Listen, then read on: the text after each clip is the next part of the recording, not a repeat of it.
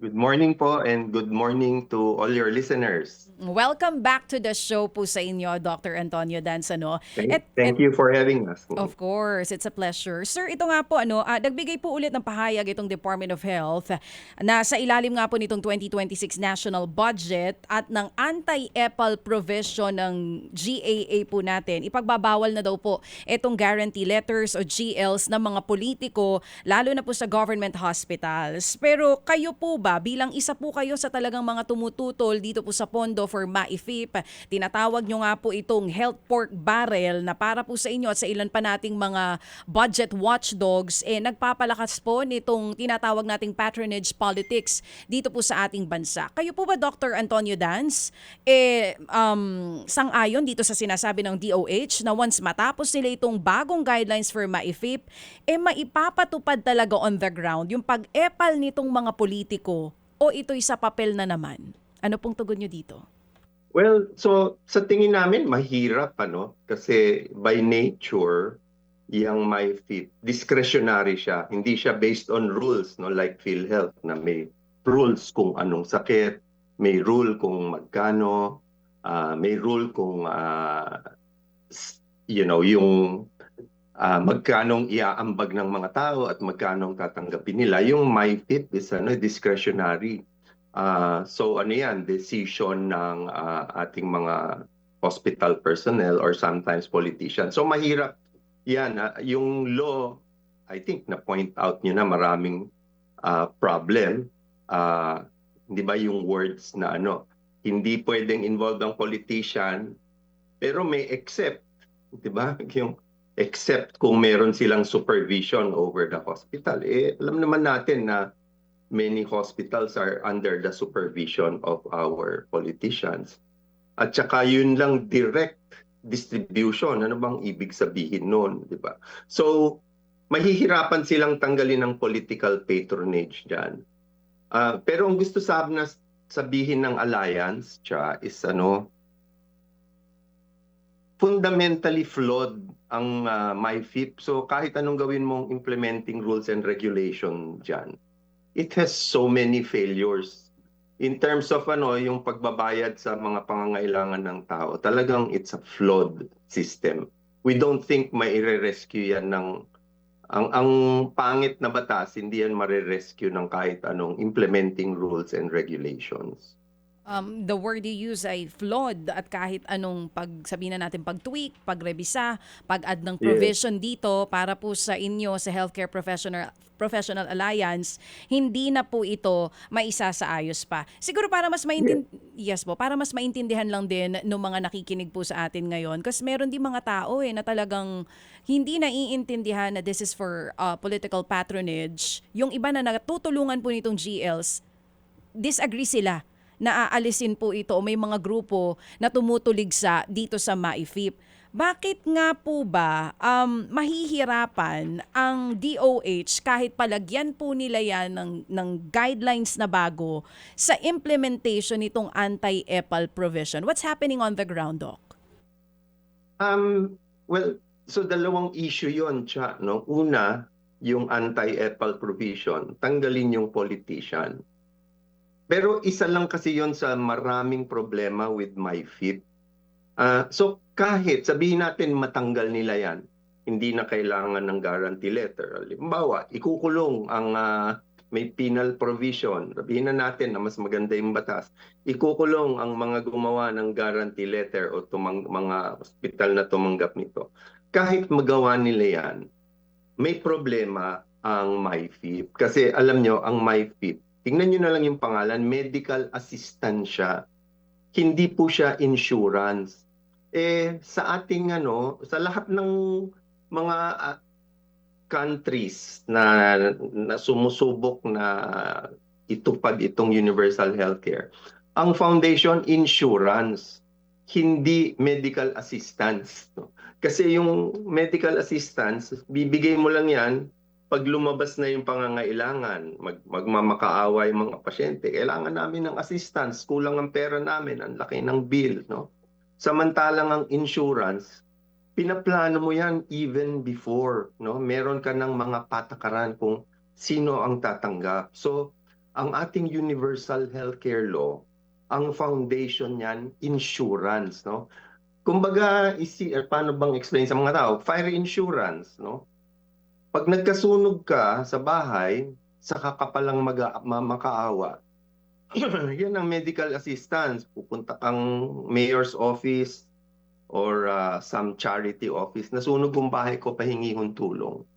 Pero kung ikaw ay may fire insurance, pag nasunog yung bahay mo, antimano, ano mo na yon, karapatan mo na makatanggap ng tulong doon sa insurance company. So yan ang foundation ng health. Bago pa tayo magkasakit, meron na mga patakaran na covered tayo kung nagkaroon ng problema. Yan ang tinanggal. Alam niyo, wala namang kaming problema sana sa MyFit. Kung sana, kasi ano bang mali sa medical assistance? Kung sana sapat yung pondo ng PhilHealth. Ang problema, obviously, yung pondo for MyFit, yung assistance, kinukuha galing sa PhilHealth insurance. So yan po yung fundamental flaw na kahit anong gawin nilang rules and regulations dyan, paano mong lulutasin yon? Assistance yan, hindi yan insurance. And nabanggit ko noon, in the past 3 years, mas malaki pa ang binigay sa assistance. Ang MyFit was 2 times bigger than the PhilHealth budget in the past 2 or 3 years. So talagang napupunta sa assistance, which is, hindi natin matutupod ang universal healthcare kung ganyan mag-isip. Yes sir, nabanggit niyo po yung budget ng PhilHealth na kung ikukumpara natin sa MAIFIP over the past 3 years, mas malaki pa yung for assistance kesa sa insurance which is PhilHealth. Last time nakausap po namin itong si ASEC Albert Domingo, meron siyang binabanggit kasi nga ang punto rin ng ilan, especially the paying contributors of PhilHealth is kung sino pa yung nagbabayad, yun pa ang hindi mas nakaka-enjoy nitong benepisyo na ito ng PhilHealth, 'di ba? Doon po sa mga hospital bills nitong mga paying contributors, kakarampot lamang ang ibinabawas. Hindi naman sa gusto natin na sa atin lang, pero yun nga, ang punto po dito is sana maging patas for the paying contributors. Ngayon, ang binabanggit ni ASEC Albert Domingo, aside dun sa ginagawa na po nila na guidelines for MAIFIP para di makaepal yung mga politiko, meron din daw po silang plano na ilunsad itong tinatawag na PhilHealth Plus, which ang target po nila is this year. Upgraded version daw po ito ng PhilHealth na mas malaki yung coverage para sa paying contributors. Ano po ang reaksyon nyo tungkol dyan? Well, so kung lalakihan ang benefits ng PhilHealth, syempre maganda yon kasi insurance-based na yon. So para sana clear sa mga tao yung kaibahan ng insurance medical assistance. Oo. Kaya lang, ang daming pangako sa PhilHealth Higher benefits, may PhilHealth Plus, may gamot, may yakap. Kung titingnan niyo yung mga nakakatanggap ng benefits na to, kukunti naman. No? At paano hindi magiging kaunti? Kulang yung budget nung PhilHealth, di ba? Magkano yung tingin nating, yung computed namin na premium for insurance ng mga Pilipino na naghihirap is about 147 billion. 53 lang yung binigay na pondo. So hindi ko alam saan nila kukunin lahat ng pera para sa lahat ng pangako na yan. Kailangan kung mangako, put your money where your mouth is, di ba? Ibig sabihin, lagyan mo ng budget yung mga sinasabi mo kung hindi pangako lang yan. Kasi matagal nang pangako yung universal healthcare. Hindi maitupad-tupad. Di ba? 2019 pa pinirmahan yung bill. Hanggang ngayon, hindi pa rin maitupad. At isang malaking problema dyan, kulang nga ang binibigay na budget ng ating gobyerno. So ang punto nyo, saan nila kukunin yung budget kung ngayon taon man i-implement itong PhilHealth Plus? That's actually a good point. Oo nga po. So sa madaling salita, ito na naman ay isang pangako na posibleng mapako. Yes. Kulang ng mga 90 billion ang insurance premiums natin. Tapos ang MyFIP may 51 billion ba? Di ba? And in the past 2 years, 3 years, doble pa ang natanggap ng MyFIP. No? Pataas ng pataas ang natatanggap ng MyFIP. Paliit ng paliit ang budget ng PhilHealth. So, napupunta talaga sa assistance. No? Pag nagkasunog, sa kakapipila at hihingi ng tulong. Yan ang assistance. Ang insurance, karapatan mo na kung parang fire insurance kung nagkasunog, hindi ka na pipila, hindi ka na magmamakaawa, karapatan mong matulungan pag nagkaroon ng sunog. So fire insurance, hindi fire assistance, medical insurance, hindi medical assistance lang ang kailangan ng taong bayan. Oh, Dr. Antonio Dans, kailan nagsimula yung ganito na parang disconnect? Base po sa inyong pagkakatanda, na tila mas malaki pa yung naibibigay na tulong ng GLs compared sa PhilHealth, yung paying contributors na pag-iiwanan sa benepisyo na dapat ay natatanggap natin sa PhilHealth. Kailan ito nagsimula na parang ganito yung naging sitwasyon na at kailan mas lumala pa? Well, so nung 2022, pataas na ng pataas ang nakukuha ng MyFit, no? So from 21 to 33 to 58 billion nung 2024, and then this year it was 41 billion. Ang PhilHealth budget paliit ng paliit from 2022, 80 naging 79, naging 40, and this year naging zero yung PhilHealth budget natin, no? So kung may measure ninyo 120 billion ang nakuha ng PhilHealth in terms of budget allocation since 2023, ang MyFit 140, mga ganon ang nakuha nila. So 130, at doble halos ang nakuha ng MyFit compared to PhilHealth. Ulitin lang po natin yung figures. Tama po ba? Since 2022, 120 billion pesos yun nakuha nitong PhilHealth. And then for MyFit, magkano po ulit? 140 billion plus? Well, so since 2023, 120 ang nakuha ng PhilHealth sa budget allocation.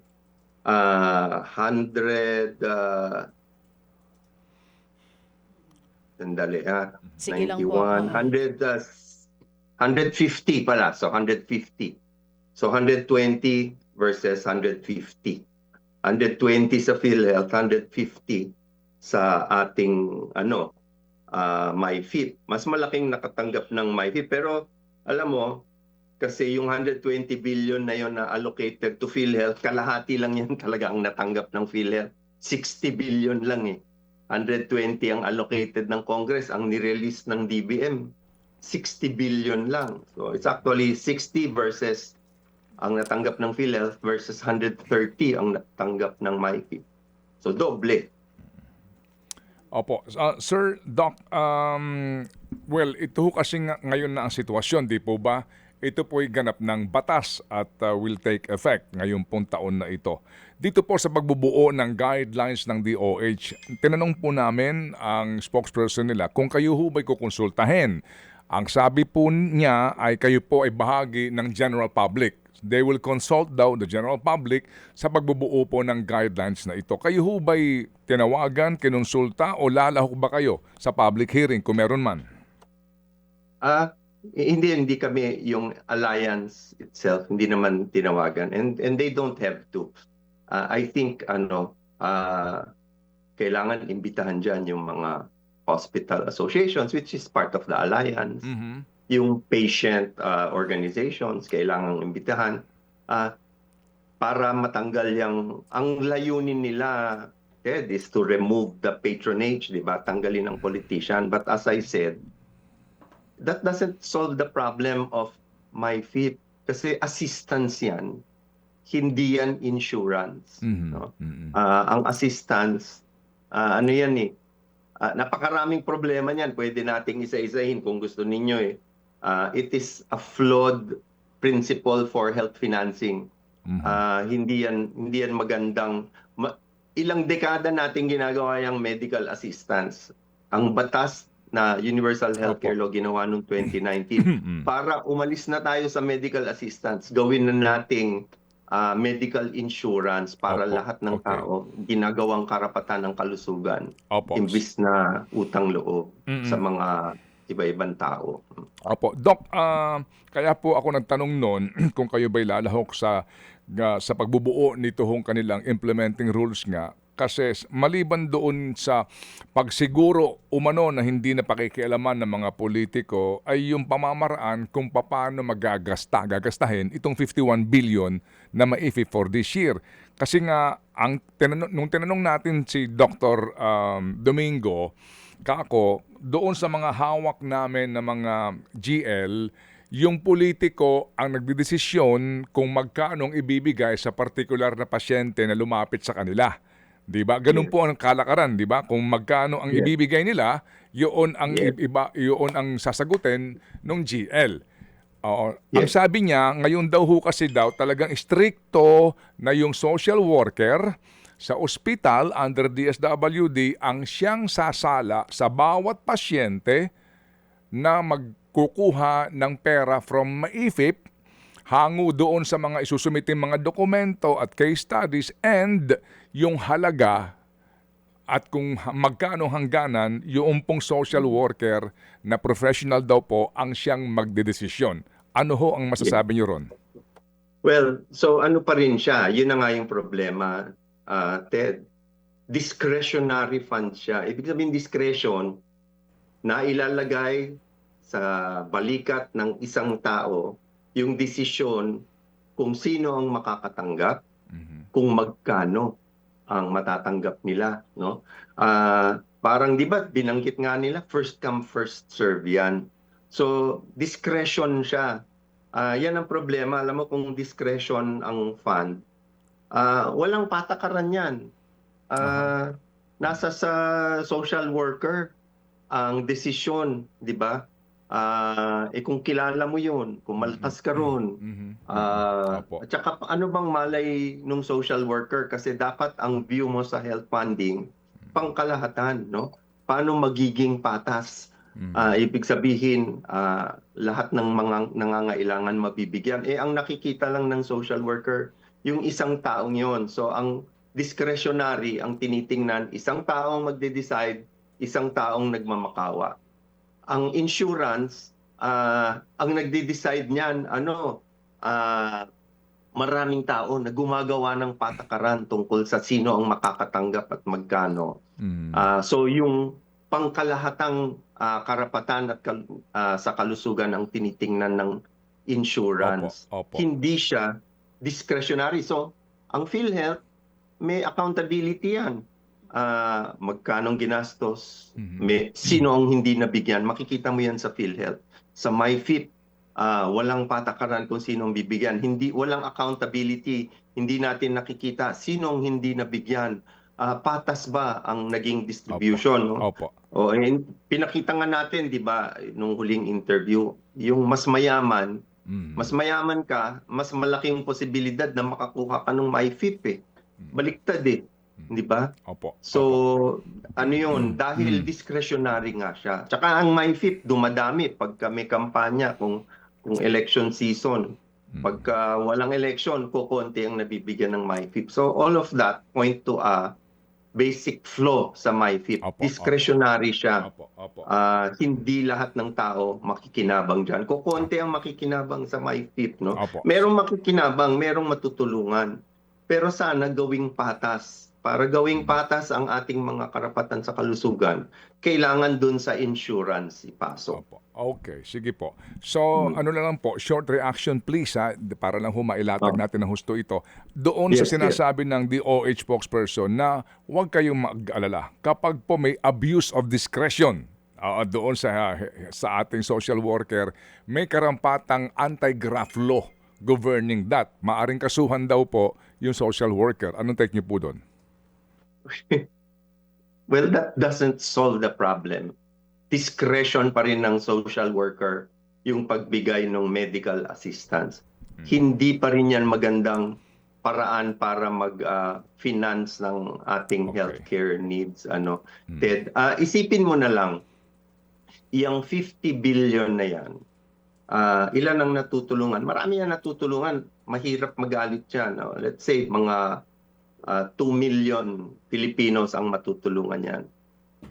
Pero kung yung 50 billion yan, nilagay mo sa PhilHealth, 8 million ang mabibigyan mo ng insurance. And those 8 million, pwede silang makinabang sa no balance billing, sa zero balance billing under PhilHealth. So matutulungan mo pa rin sila. Opo. Ang tinatanggal mo by transferring MyFit to PhilHealth, Mhm. tinatanggal mo yung process ng pagmamakaawa. Okay, No? sige po. Kasi kahit nilipat mo yan sa social worker, pagmamakaawa pa rin yan. Opo, sige. Ngayon po, Hmm. Doc, meron pong kaisipan, ano po, na para nga kaninyo maging patas kasi po yung mga direct contributors, dekada-dekada pong nagkakaroon ng contribution, and then sa panahon ng pangangailangan po ng medical insurance, subjective, no? Maraming kondisyon kapag kumuha ka kumuha ka ng private room, etc. So basically po, ang iba nalilito na nag-contribute ka ng 20 taon, 25 years, na confined ka, and then eventually ang ibabawas lang sa bill mo, kahit nakalahating milyon yan, mga 30,000 lamang. So may nagsasabi po na pwede bang i-pattern ang PhilHealth insurance sa kasalukuyan pong itong mga health card na mga ibinibigay po sa mga pribadong kumpanya o nagpapa-insure. Halimbawa, nagko-contribute ka taon-taon, yearly ito, pero may hangganan. Kapag na-confine ka, regardless kung kukuha ka ba ng private room o hindi, ang hangganan na makukubra mo ngayong taon, 200,000 piso. Oo, so pag Yes. umabot doon Yes. ng bill mo, sagot na ho nung iyong health insurance, pwede ba Yes. hong magawa iyon ng PhilHealth sa palagay po ninyo, lalo na po sa mga direct contributors? Yeah. So una, magandang solution yan. No? Ayusin ang PhilHealth policy, yung insurance policy natin. Ayusin natin para lahat protektado. Hindi lang mahirap, hindi lang mayaman, lahat protektado. Magandang solution yan. Ang hindi magandang solution, hindi maganda ang PhilHealth services, tanggalan natin ng funds, ilipat natin doon sa MyFit. Hindi magandang solution yun no, na tatanggalin mo yung pera sa insurance, ilalagay mo sa medical assistance. So, ayusin natin ang PhilHealth, ayusin natin ang benefits, ayusin natin ang patakaran. Kasi sila rin naman ang nauupo sa board niyan hindi ba? Opo, So opo. sila rin naman ang gumagawa ng patakaran ng PhilHealth. Okay. Pero hindi maganda na tanggalan ng pondo ang Opo. PhilHealth. Okay, sige. So, Dr. Dance, ngayon po, ito na ang sitwasyon, no? Ang bansag nga po dito, bagamat tumututulo po ang ating mga kagalang-galang na mga mambabatas, with all due respect to them, hindi daw po ito soft pork, ano po? Oo, ito raw po ay tulong sa bayan. Ano ang balak ng inyong grupo? Considering po na approve na po ito. Babasahin ko lang ha. Opo, sa Yes. ngayon, ito pong MAIFIF ay 51 billion. Yung AX, nagsimula sa 27 billion sa NEP, naging 63 billion. Pati nga po ang tupad, 12 billion po ito. At ngayon nga po ay naging 25 billion. Ito ho yung mga sinasabi nga na mga dole out na mga programa ng gobyerno. Ano ang balak ng inyong grupo? Meron ba kayong gagawing legal? Sir, ano pong balak nyo? Well, so merong mga kasama kami looking into the legality of this.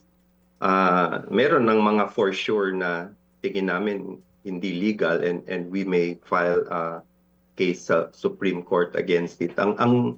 Pero that will take a lot of preparation. Ang isang clear sa amin, Ted, na violation, yung provision sa current GAA na pagka magbabayad yung MyFIP, no? DOH budget ang MyFIP for healthcare, hindi kailangang aprobadong gamot ang ibigay ng aprobado sa formulary or sa health technology assessment. Pwede nilang bayaran yung mga gamot na hindi pa approved, no? Kasi ayon sa previous law, yung Universal Healthcare Law, PhilHealth cannot invest or give money for technology na hindi pa approved ng ating health technology assessment process. So, wala pa siya sa formulary. So, isipin mo, nangangailangan na nga ng tulong ng mga tao. Naghihirap sila sa gastos. Tapos, ang gagamitin ng pera para sa mga gamot na hindi naman napatunayang beneficial. So, isa yon na sa tingin namin clearly unconstitutional kasi the GAA, yung Appropriations Act natin, inaamyendahan niya yung mga batas na nakaraan, Mhm. no? Ang budget dapat para sa budget, hindi niya pwedeng amyendahan. Yun na yung nagdesisyon na ang Supreme Court diyan last year, di ba? Yung the GAA should not amend specific laws before Kailan po like the nangyari yan, Human Doc? Healthcare Act. Kailan po nangyari yan na ang MAIFIP ay ginamit po sa pagbabayad sa gamot na hindi po naman approved ng ating formulary? Ngayon, sa GAA for 2026, nakalagay dyan, Mhm. even if they're not in the formulary, pwedeng bayaran ng Na MAIFIP? ng MyFIP. Oo. So, ang layunin nila dyan, yung mga hindi pa approved na effective naman, kailangan bayaran kasi yun nga yung mga mahal, no? Kaya lang, because tatanggalin mo yung requirement na yon, may possibility na yung babayaran nyo, wala namang visa, di ba? O na-promote lang ng mga pharmaceutical company, Mhm. Opo. babayaran mo na. Hindi pwedeng gano'n. So ano yan? Nandun yan sa current provisions. Okay, sige po. Sa pagkaalam ko, Opo. nandyan din yan sa 2025. Sige po, we will check. Again, sir, so ngayon po, pinag-aaralan po ng inyong grupo kung ano po ang legal na maaari niyong gawin dito po sa approval na ito ng MAIFIP sa ating pambansang budget. Yan po ang klaro ngayon. Ano po, Doktor? Yes, yan ang clear sa ngayon. Opo, sige po. At kung sakali po kayo imbitahan ng DOH sa public hearing, balitaan niyo po kami, Doktor. Yes, alam mo, sinasabihan kami lagi na dapat, huling-huli daw kami last year, nandoon na sa budget hearing kami nagko-comment tungkol sa tinanggalan ng PhilHealth, nilagay sa MyFIP. Tinanggal from insurance, ginagawa na ng mga medical assistance. So, ang payo sa amin ng ating mga mambabata, sana ma-involve ng mas maaga yung sa pa lang design nung yung presidential budget, yung NEP, no? O makisali na para hindi nahuhuli. So, bukod sa lalaban nito doon sa korte, yan na gumagawa na kaming communications with our legislators para maaga pa lang maintindihan nila yung mga problema sa MyFIP. Opo. Ang daming tagabayad sa ating healthcare.